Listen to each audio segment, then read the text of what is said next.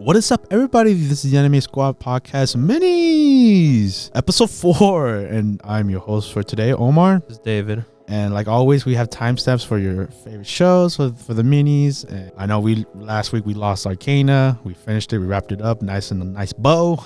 But this week we have a New show. Much so that I like to just say this, like it's not always just gonna be me and David doing the minis. Like we also gonna bring in our other squad members in here for for this week. We're gonna have Robbie here, and yeah, like it could be just Robbie and David, or David and Josh, all that good stuff. I'm just letting you guys know right away. It's just gonna be me and David. So with that being said, and starting off with is JoJo Bizarre Adventure Star Ocean Part 6. It's finally here. Finally. Yo. It's finally here. We've been covering it in the news and the main podcast, and just the fact that it's here, I'm just like, did it live up to the hype? Just frothing through the mouth. Exactly. Did it live to the hype? Did everything what we wanted? Mm-hmm. Let's just jump in with how it started. Jump right in. Jolene Kujo is framed. Yup. That's pretty crazy, right? She got set up.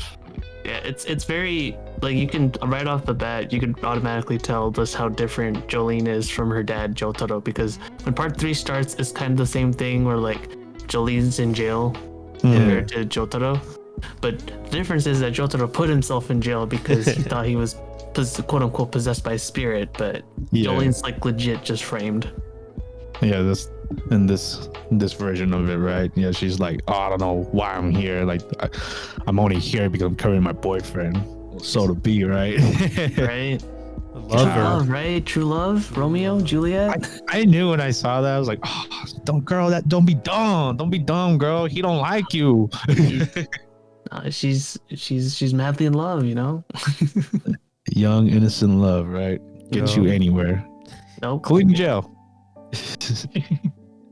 But hey, this time her dad set her up with with the stand power that she didn't know what it was at first. I mean, you gotta hand it to Jotaro, man. Like Jotaro's got the hookups. Yeah, for real, man. Whenever you need something, just call Jotaro. And that was interesting. How he had like a piece of the arrow too. So I wonder how they're gonna explain that.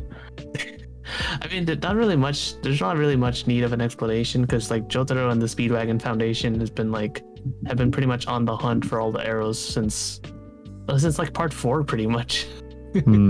Yeah, I was curious on that too, because I was like, wait, why doesn't Giovanni have one of them? Giorno, yeah, but Giorno. The thing is that the Speedwagon Foundation and Jotaro in general have been they basically got cleared with Giorno. He's like, okay, Giorno's basically like one of us. He's not like Dio. Yeah, that's the thing that that's the thing that Jotaro was like worried about, was that he was worried that like Giorno was gonna turn out like Dio, but turns out he's actually like a regular Joestar. Oh, okay, that makes sense. Yeah. Well, either way, with going back to Star Ocean, how she was framed, and she was like, she is legit innocent. It's like she didn't want none part of this, and Yeah. And, she put the body in there, bro. She assists suicide in a way. I mean, assists murder. My bad. I mean, she did murder because the guy was still alive when they dumped him. I think what's great about us tackling the first 3 episodes is that we pretty much get a whole breakdown of kind of like what leads up into Jolene's how Jolene got framed and everything. Yeah. I think that's probably like the best part of the first 2 episodes, because it's still trying to explain like how she still got here. Mm-hmm. And then meeting interesting people, and it was a weird start too. Now if I really think about it, like the whole like, oh, they saw me in the cell. I completely forgot about that. The whole masturbating thing. Yeah, that was great. Yeah, man, it just shows she was so embarrassed. the whole vibe for the whole show, I guess, right? Yeah. Mhm. So that was cool. What do you guys think of Jolene as a character from these 3 episodes? She has a little bit of her dad in her, I guess. She has similarities to the dad in a way. Oh yeah. But Yeah. she's still an innocent girl compared to Jotaro. Yeah, I mean, like I think what, especially when you compare her to somebody like Giorno, like her upbringing is very different compared to Giorno's. Oh yeah. Because right off the bat, like, you know, other than like what happened with her recently, like she pretty much led like a normal life, sort of. Yeah. Yeah. Except she's more rebellious. Yeah, she was a normal teenager. Doing teenager stuff. Exactly. So, you know, just like seeing her in this situation, but hey, she got new stand ability, and it's pretty interesting. It's like strings, but it kind of works like Spider-Man in a way. But it's interesting, like so far from like the 2 episodes that we've seen with the stand, and like how the strings turned into like to the stand, right? And then the one part in episode 3 where she got shot and she turned her stand user, like her stand herself, to like make it like a bulletproof plate. Yes. Right? That was cool. Yeah. Yeah, the thing about Stone Free is that power set wise, it is very different compared to Crazy Diamond or Gold Experience, but it's weaker in that sense because it doesn't have like crazy like turn into an animal or heal stuff. But it has a lot of versatility. It's very unique in that sense. Yeah, it's very would you kind of like say like Swiss Army knife kind of way. Yeah. Like Yeah, because she could also listen to conversations as well. Like in the beginning, you know, she used the string and then ended up going into the car. I mean the van. Oh, the van, right? Yeah, that van scene. Yeah. Yeah. With one of our characters we get introduced to.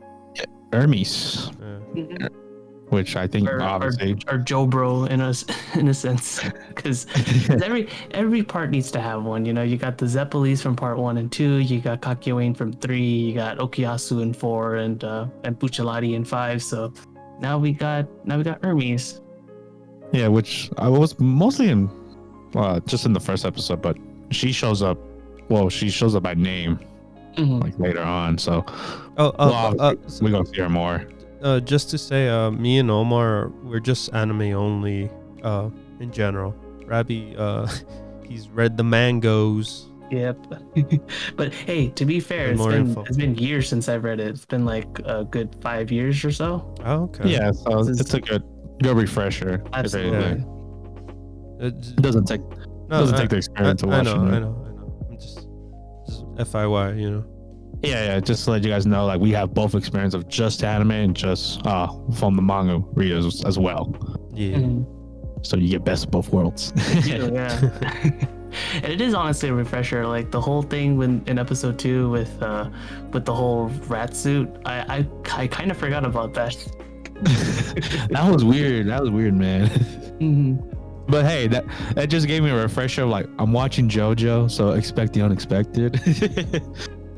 And that episode 2 just brought me back home to like, yes, this is what I wanted. Yeah. So it was a good refresher. And like, we haven't even said the main setting. We're in prison. The Green Dolphin. Green Dolphin State Prison, baby. Yes, and you know, when it comes to prison, you gotta follow the prison's rules, and there's a lot of rules. Of course. The interesting thing about the prison setting is that like you'd think that that's kind of counterintuitive to the whole like bizarre adventure title, but you'll see. Things get really wacky in this part. Oh yeah, just like even with just episode 3 alone, like where the assassin trying to get her is like using wacky antics, right? Bengali A. Yeah. That's interesting. Jungali A. I mean, like from what we've seen in episode 3, we haven't seen much, but it's basically like that's kind of the thing you get JoJo Part 6 is you kind of get like a mix of like different characters. So Jangali A is more of like a mix between Endul and like maybe like Whole Horse or Whole Horse because of the shooting or whatever. Yeah. And Guess is basically like and Guess and her stand ability Goo Goo Dolls is basically Formaggio with little feet. I have a feeling, I guess, with this part in general, there's gonna be a lot of I'm gonna try to kill you when you're vulnerable in a way. That's most definitely. I can see that, but yeah, just off the first 3 episodes, I think it did a strong start. And we got to talk about the opening. What do you guys think of the opening? Oh my goodness. The opening kicks ass. Dude, opening slaps. I mean, the fact that we went back to CG, that was cool. That was a big throwback. That was a great throwback. I did not expect us to get CG in this part. Exactly. So, you know, if you've seen a JoJo opening, you expect greatness, and they didn't disappoint. Absolutely. I told you, Omar, it was gonna be a female singer. Hey man, you did, and I'll give you your props for that. You were one step ahead of me. And same with the ED as well. Yes, another female singer. What do you think of the ED? What's it? A Distant Dreamer? I'm getting the hang of it. Like, it's kind of weird because I never heard of the song before, but I'm liking it a lot. Isn't that great about JoJo though? It introduced you to new music. Yeah. I mean, like in part 5, freaking you. I don't think anything can top that or Roundabout. But no, Distant Dreamer still has a home though. Yeah, like I said, we still got more episodes, and it'll grab on. And I think with that, do we have to give a quick rating? I mean, it's pretty obvious. Yeah, sure. I mean, you guys want to go? Who starts? I guess I'll go first. So far, I want to give 7.5 out of 10. I think. Okay. So far, okay. So even though it's JoJo, and even though I've read the manga, 2 things I want to disclose. One is the animation is a little rough, especially compared to part 5, because part 5 was great. It was gorgeous in a bunch of like different areas. Part 6 kind of feels like it's skipping out on a few things, maybe because maybe the production was rushed because of the fact that the first 12 episodes came out. But I mean, it's still JoJo. It still has its nice, it still has its flair. Everything's still recognizable. And number 2 is that okay, so I haven't said this yet to you guys. I love part 6, but part 6, in my opinion, is just my opinion. It's one of the weaker parts, in my opinion. Just compared to everything else. Just compared to everything else. No, then you're already upsetting the part 6 fans. No, I know, but the thing is that this, to me, this is okay. So more or less, you can call this like a bridge to part 7, because my favorites are part 4 and part 7. Part 6 is still fantastic. Don't hold your pitchforks up. Part 6 is still fantastic. Rabbi's opinion. And who knows? Maybe with the anime, it'll change my mind. From page to animation, it'll probably change my mind. But only time will tell. Yeah, I mean, that's the same thing I've heard about people that didn't like part 5 from the manga, and then they watch the anime and they're like, oh yeah, the anime. I was one of them. Yeah. Because part 5 for me was like, for like a while, it was like my least favorite part actually, and now it's super high up there for me. Yeah, because the anime. So hopefully, maybe it does the same trick for you, or who knows? We'll see. Yeah. We can't predict the future, right? Omar? I mean, with me, obviously, just from the tone of how I give this anime, I'm a big fan. I've been a fan for I think 2 years now. Yeah, I'm a new fan. Yeah, 2 years. So just the fact that I'm jumping into 6 already is crazy, and I just love me some more JoJo. It's always something different from everything else of the animes we were watching, and just how they interpreted battles and like just wacky antics, just like obviously just off of episode 2 with the whole rat suit. like when you think about it, like outside of the anime, it's dumb, it's ridiculous, but like when you're watching it, it makes sense, right? Yeah, especially with how crazy stands can get. Exactly. So if you're new to this whole JoJo thing, like just stick with it. Trust me, it's a good series, a good franchise, and I give it an 8 out of 10. And I do agree with Robbie's point about the animations. We've seen what David Productions studios have done before, so for them to like kind of lack of like simple like animation tricks that they used to do, it's kind of give me a warning signs here and there. Especially when you compare it to like Fire Force, because Fire Force gets down. I forgot. Yeah. In productions. Yeah, exactly. So hopefully it picks up and they take more time with the other episodes, but we'll see. And just for right now, 8 out of 10. Yeah. For me in general, pretty much I'm gonna start it out with my rating 7.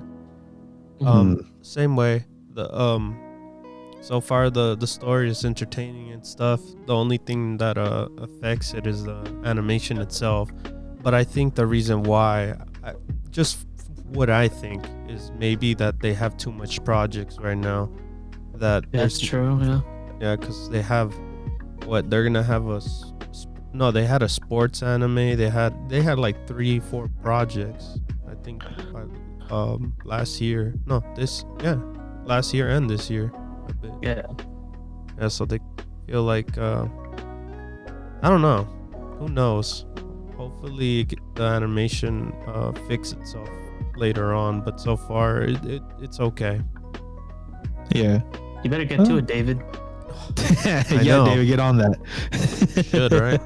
But yeah, I like the start. So far, I like the story where it's located now in America. Yeah. Yeah, I mean, Jolene's a badass, right? Oh, yeah. Right off the get-go. The opening's amazing. The ED is amazing. And can't wait to see more so far. But yes.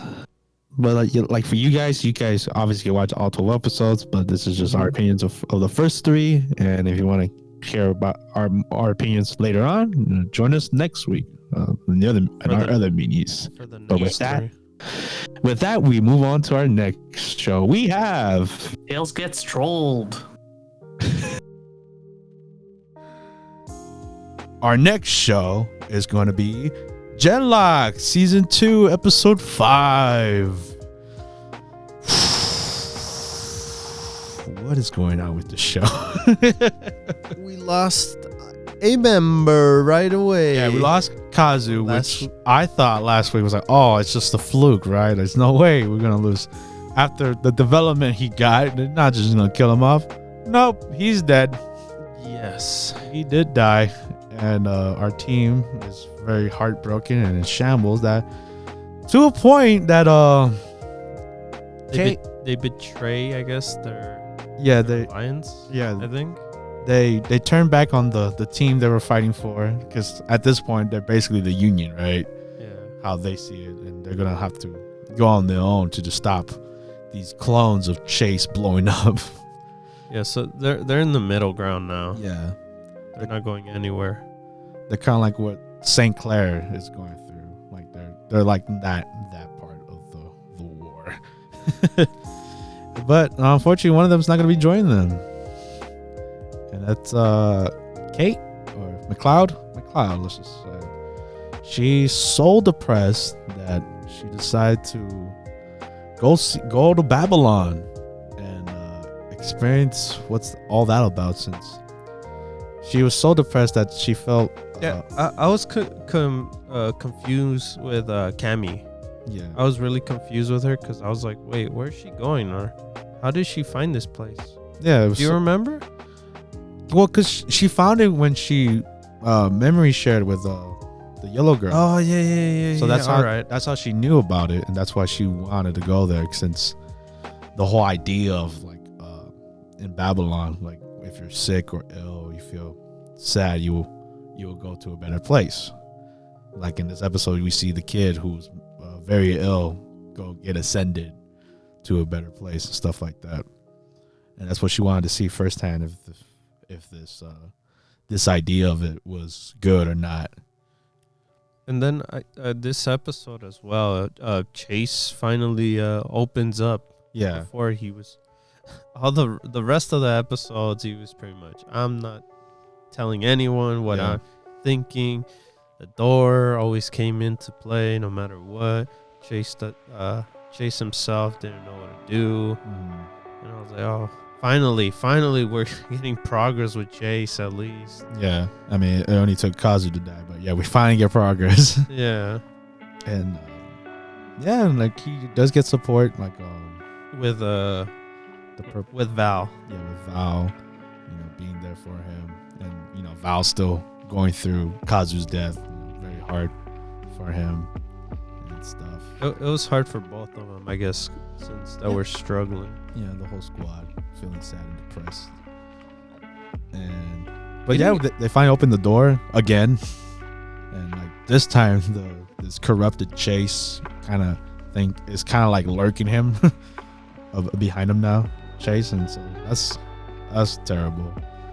To a point where he goes to meet the doctor again, and where he had like a chance to get rid of the door, and like his chance to be corrupt too, and it eventually will happen. It is gonna happen now, 99%. The thing was, for me, what was confusing is that I guess since he opened the door, the whatever demon or his inner self, I don't know what it is I guess open, like he could go anywhere, I guess. Yeah, he could follow him like outside. Yeah. So it's kind of like those little like in the cartoons where like there's an angel version, a demon version, and angel version of stuff. It's kind of like that. I feel like. Okay. At this point, because I mean, if he was there to kill him, he would have killed him, right? Yeah, I guess. At this point, but now he's just like. At first it was like that, and then he was like whatever's about it after, right? Yeah. We have the whole St. Clair thing with Chase's sister trying to go to Chase, right? Yeah. To a point where like when the clones of Chase know who she is, and like when they were trying to capture St. Clair, one of the clones protected her from the rubble when they were destroying it. So I was like, oh, okay. The clones do know that's Chase, that's their sister. So I was like, oh, okay, that's interesting. I'm curious how he's gonna try to take these robots out. How many are there? Well, because Chase and yeah. They gotta get that main thingy, right? In the facility, and they're gonna go blow it up. Yeah. But like the other members, they're like, yo, maybe just set them free. Don't kill them. Because that's what Kazu thought of before he passed away. And then to tie it all off, this ending was weird. Like it came. I mean, I understand she was depressed and like sad that like her team was not actually like a family, like what she really wanted. And then we got more backstory with her family just crumbling, just fell apart, all dying, leaving her alone. To a point where she just wanted to follow them as well. I'm like, what? This was like the most happiest character I've seen in the show, and now she's dead. She ascended, right? And I thought it was like, oh, okay. I guess in the story we're finally gonna see where these people actually go, right? And then the episode ends with the hotline suicide line, like prevention, and I'm like, whoa, did she really die? I was like, wait. What do you mean, show? Yeah, so it was tough to swallow. Yeah. I was like, what? Yeah, so I was thinking just through the whole moment at the end. I don't know what to think at this point in general for this show. Yeah, now two of our original members are gone, dead, and I don't know where this show's going either, especially when St. Clair got robbed and now they're going to do something with maybe make clones of him too. I don't know. And this whole war thing, like, I honestly don't care. what happens between both of them, because like it's kind of like how our characters said, we're no different from the Union. We basically are like them. So who do we root for? I think with that we move on to our next show. We have Komi Can't Communicate, episode 7. And this is the follow-up from last week. We get to the pool. Woo, swimsuit episode. Let's go. And man, these characters, man, they bring the life into the show so much. Like when it comes to Najime and like the crazy stalker girl. Just how, oh man, I don't know. I just love that character. It's just like every time she's in the screen, she's just so overboard. But I like how the inclusion of her friends being there, like, you know, you got the ninja guy and like the girl with like the one armor piece of her arm. I'm just like, oh, these characters are cool. I wonder, you know, they didn't get no screen time, but I'm more curious for them because, you know, they stood out. Okay. And then when she saw Komi swimsuit being the school swimsuit, it's like, nah, I can't have that. No way, Jose. Komi, you're too cute to be in that awful school swimsuit. And they're buying that new swimsuit, and oh my god, they had every right to react like that. You know, because all the boys judge the girls when they come out in the swimsuits. All got tens, even Najime with his swimsuit. And then when Komi came out, it was 1,000,000 out of 10. Yep. Every right so. She looked adorable in her swimsuit. And yeah, we saw them have a, just, you know, teenagers being teenagers, right? Like, you know, them being at the water park, you know, who gets to swim, be partners with Komi in the slide. Yeah, it's cute, but you know, you're not supposed to run by the pool, right? Because you might slip and fall. Oh. Yeah. Komi didn't know that, man. She slipped and hurt her knee, man. So she had to sit in the sidelines, and it made her sad. She was like, because she didn't want to end the fun, right? She was having so much fun. She was having so much of a blast. And I felt that. I was like, you know, you don't want to be the reason why everyone has to stop what they're doing, right? So I like that. And, you know, obviously our boy has to comfort her. Can't leave her behind, right? And it was so sweet. Like every episode of Komi, it's always sweet. I don't know, with this show, I'm always smiling, you know, from ear to ear. It's so cute, it's so adorable. Like seeing the Komi, the shy anime character I've ever seen, have like the most cutest moments, and like you can't help but smile. You can't help to feel happy whenever Komi is happy. I don't know, man. I truly understand why people like the manga now. It's just like, man, what an adorable character. What did you think about the dad? Oh, dude, he was awesome. And I see where Komi gets her shyness, right? It's like, what? It's the dad? Okay. And their conversations are great, right? But hey, I like that, you know. Her dad tries, right? He really tries to, like, you know, talk to her, even though like he's also shy as well. But he, you know, at the end of the day, it's our daughter. And he's like, you know, I want to know how your day's doing, how was school, and all that stuff. But like, they have their own way of communicating. But like, to everyone else, is like, is it serious? Is this a serious moment right here? They're so beautiful, both of them. But it's so cute. It's so, yeah. The dad was a cool character, I like to say. And then the whole brain freeze, them eating the shaved ice, is hilarious. Oh man, so many cute moments. And then, you know, the ending was cute, but it was like only in Komi fashion, where there's no dialogue but a lot's happening. Oh, yeah. You know, just how Komi goes through, like, going to the library or like being at the park, you know. Being her inner child at the park was so cute.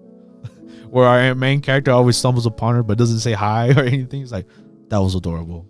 I'm going back home. Where he has to return a book and fails to do twice or 3 times, I think so. Jesus. Oh man, but good times with Komi, man. Just brings a warmness to my heart, you know. And I know Dave as well, so that's why most of the time I'm taking over the spotlight in this show. It's good that you like it, man. No, yeah.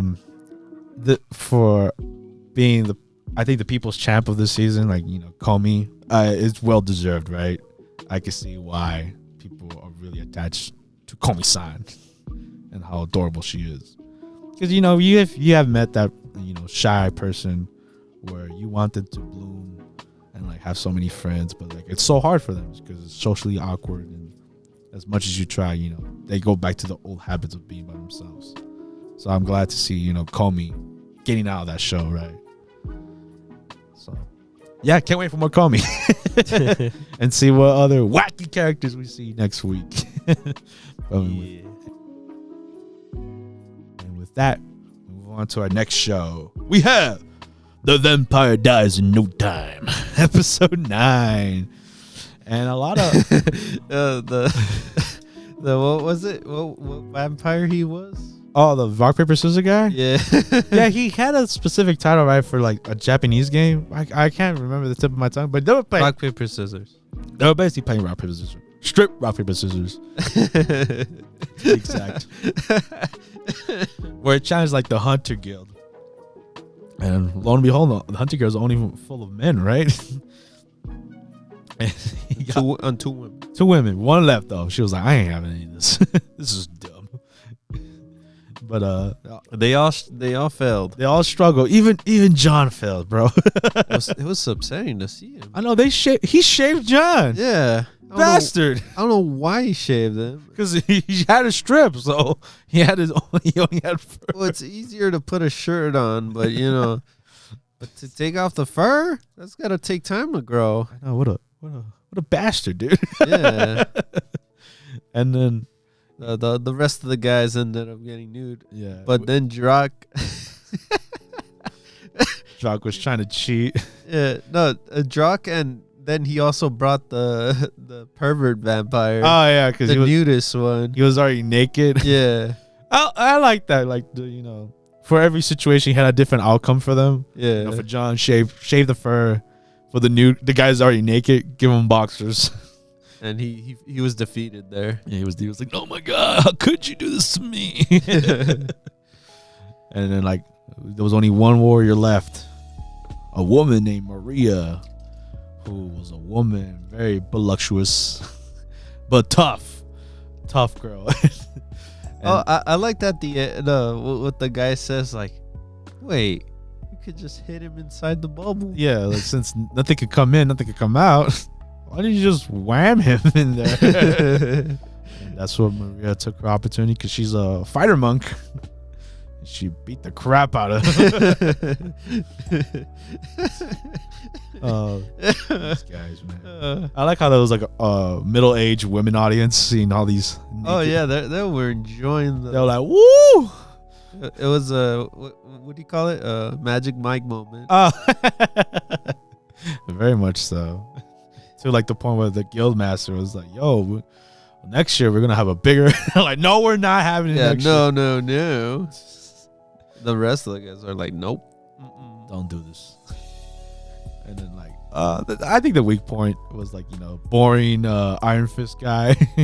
Oh, his whole like, I want to be like awesome like Ronaldo, right? Yeah. And he's like, oh, I wish I wasn't as boring as I am now. So like, he asks Ronaldo to borrow Drak to make him cool, right? Yeah. To make him a character. And he fails. Pretty much fails through the whole thing. The whole thing. Which To a point where the last person, the vampire was doing like small little things. And it was ticking him off. Yeah.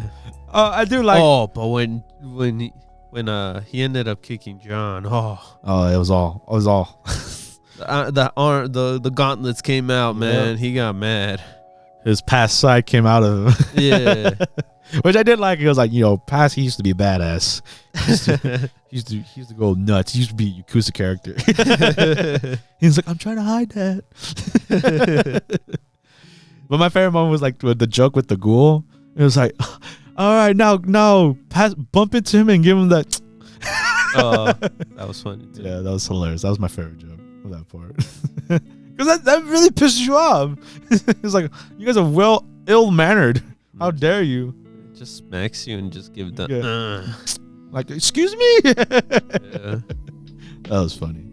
And then if you thought we were done being naked, I guess this vampire is not. What's with these vampires being almost naked? Okay, I like that you brought that up because Drac said it, right? He's like, that man, they live for so long, like, you get into weird shit. And it makes sense now, right? Yeah, it makes so much sense. It's like, last vampire was like into strip, rock, paper, scissors. This guy into micro bikinis. Yep, micro bikinis is his thing. He wants to get it all over the world. The world, yeah. So the guild, everyone that was in the guild also, tries to stop him, and everyone gets taken down by a bite. Yeah, kind of like a zombie bite. Yeah. And the only ones who were left was Maria and Ronaldo. Which they eventually get bitten, but Maria was like, I ain't a coward. Yeah, it's funny to a point where she both of them, they find out that the bikini, literally, like, if they remove the bikini, they're not controlled no more. Yeah. So pretty much, yeah, so the bikini comes off for both, especially both. Yeah. And they beat him up. pretty much beat him up at the I like how all these big problems are solved so simply. It's like, yeah, just take it off. Like, you know what? Ronaldo has a easy way to take down these villains, huh? Yeah. But I think that makes it funny, this show, right? Yeah. And like, they're all naked at the end, including like Maria and stuff. Staring at the moon. Naked. Yeah. Yeah. It was a very naked episode. A lot of male genitalia was floating around. Oh, Jesus. But yeah, that was vampire strips in no time. We move on to our next show. We have Takt Op Destiny, episode 9. And we finally get to New York. We're finally here, man. In the Big Apple, right? And apparently, like, some of the buildings that were there like prior have not been touched, so it's a bit of history when they go back into it. It's like the most like where everyone's at, right? It's the biggest city for United States now of this time, 2047. And it's cool. It's cool to see, like, a populated city, still functioning like how normal society would be. It's just like, but even talk is like, it's not normal, man. There's no music. The music's gone. This ain't New York. Music's dead right now. Yeah. So this ain't cool. I don't like New York right now. And then I like the family. Of course, Anna's family. Anna's family, which was cute. It was very cute. Anna has a big sister, so and like she was an interesting character. She was like a scientist, right? Yes. She studies the music arts and the whole conductor to maestro relationship, and why Destiny takes life force of Takt, and like, and the big reveal, like, if they keep doing that, Takt eventually is gonna die. Yeah, she's killing him a bit. Yeah, she doesn't want that to continue, right? Yeah, she wants them to at least live their life. They should stop and continue their. Yeah, they could stop right here and live however much life they have together, which is sweet. They kind of went on a date as well. Like Anna sets it up, right? Oh yeah, the wing woman. Yeah, the wing woman. And it was cute. It was very cute seeing Destiny talk, being finally like a team. Like I know we had it last week, but like this was more like more relationship really growing. Like they could now trust each other and they know what they want. Especially like how Destiny really wants to hear the orchestra being played, and Tak wants to deliver that. But like, if they have to fulfill a duty of like, in order to do that, we have to distribute D2s. Pretty much. And it's tough. It's tough to see like, which I have a good feeling. Like I feel like they're both not gonna make it in the end. Think so? I think so. I feel like they're gonna have a final battle, which is gonna take both of them a struggle, because I feel like they're gonna fight heaven and hell. That's what it felt like, especially when like heaven came in and kind of had like this sinister stare at Anna's sister. Oh yeah. So Lenny. Oh yeah, Lenny. They had a conversation with Tak. Mm-hmm. This is where it got juicy. Yeah, because it felt like Lenny was saying goodbye, right? Yeah. And like even like Tak picked it up. It's like, hey man, I'm not just anybody, man. Like you could tell me, like we've been through a lot at this point, which they have. Lenny's always been there. He's been like the big brother, right? Yeah. He's always been there whenever he needs him. And he was like, all right, man, I'm gonna tell you the truth. What really happened? And it ends. And it ends. It ends that way, man. Ends in a cliffhanger. It's our first cliffhanger like that, huh? Mm-hmm. No, most definitely. Like usually it wraps up, or they go to the next town. But since they're already at New York, I feel like now, especially like with Lenny finally telling the truth, and then how heaven is kind of, I feel like very evil, even with a name called Heaven. I wonder who's gonna go from here. So. Oh, and of course our other maestro, our white hair maestro guy, forgot his name. Oh yeah, he went to the same asylum. Yeah, which makes sense. I thought he was gonna become something else, but no. He got locked up. I guess Lenny sent them to the brig. I think probably. Yeah, because he was still after them, right? I think so. Last episode. So yeah, that was Takt Op Destiny. And very interesting. It's not the outcome I thought would happen when they reached to New York, but hey, very cool and intriguing. I'm excited to see what happens next week, and what is the truth behind the incident in Boston, right? And why are they keeping this a secret from Tak? Yeah, what is why? That's the big question. We want to find out. Yeah. Hopefully we get answered next week. But with that, we move on to our last show of the week. We have Lupin the Third, Part 6, Episode 8. Lupin being weird at times. What do you mean? What do you mean, man? Yeah, he's the man with the Daddy Longlegs. But no, I think this episode was more with the Jigen? No, with the girl. Oh, Lily? Yeah, with Lily and the other kid. Oh, Kenny. Yeah. Yeah, because Lily is at boarding school. Sherlock sent her to boarding school, but she was being targeted by I guess the Raven, the cult behind the attack. Yes. Kind of like a big story, and I guess Lupin kind of put 2 and 2. So he was kind of like being a guardian to her, just like without her knowing. Yeah, which was cool. And then with that being, I think that was always his target. I guess that's when I remember that Holmes like, why are you chasing her, or why do you keep going after her? Oh, from last week. Yeah. And that's why Lupin keeps an eye on her. There's something happening. Yeah, because they really want Lily, right? Yeah. So she keeps getting targeted. Yeah. And that's when Lupin was like, "Yo, Jigen, I need that favor, man. Oh well, I need you to do me a favor." And I do like the little backstory they gave with Jigen and Brad, which is like his rival, ex-rival now. Wait, man, I like that that little battle. It was like, like when he tricked him.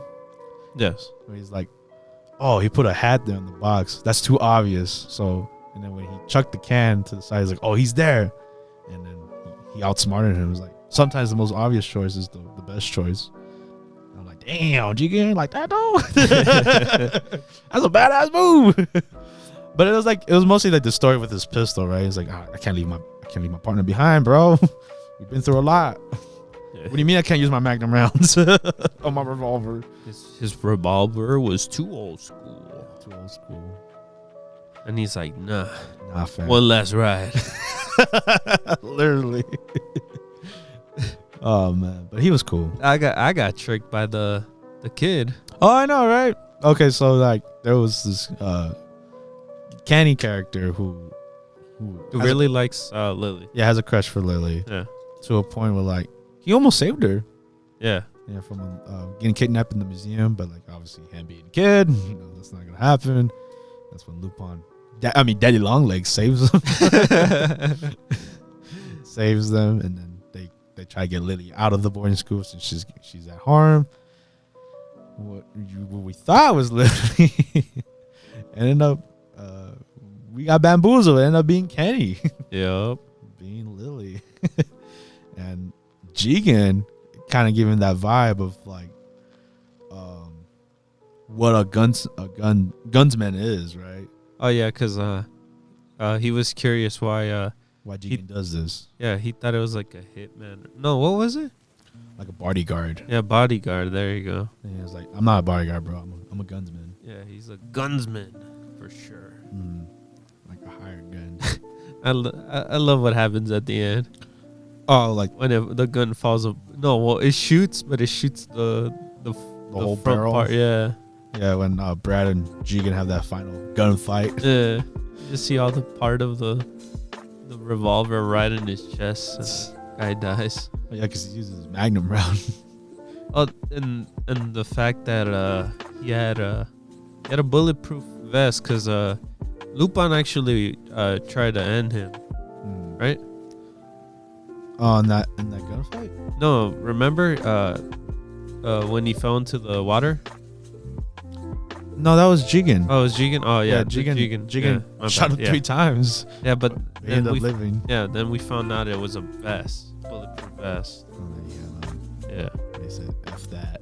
And then that's when the whole, the half of the gun went into his chest. So, yeah, that was crazy. I didn't see that coming. Will that happen in real life? That bullet was strong, man. Hey, it was. Hey, it's a Magnum round, so yeah, it is strong. Every time I think of a Magnum round, I think of Resident Evil with Chris. Jeez. How long that barrel is. And he's like, this. But yeah, that was cool. And then it felt like it inspired Kenny to become a gunsman, especially how it ended with like him like tilting his hat like Jigen. Yeah. So That's cool. I feel like Jigen woke up a new gunsman. And yeah, Lily's safe. And that's how the story ends with this one.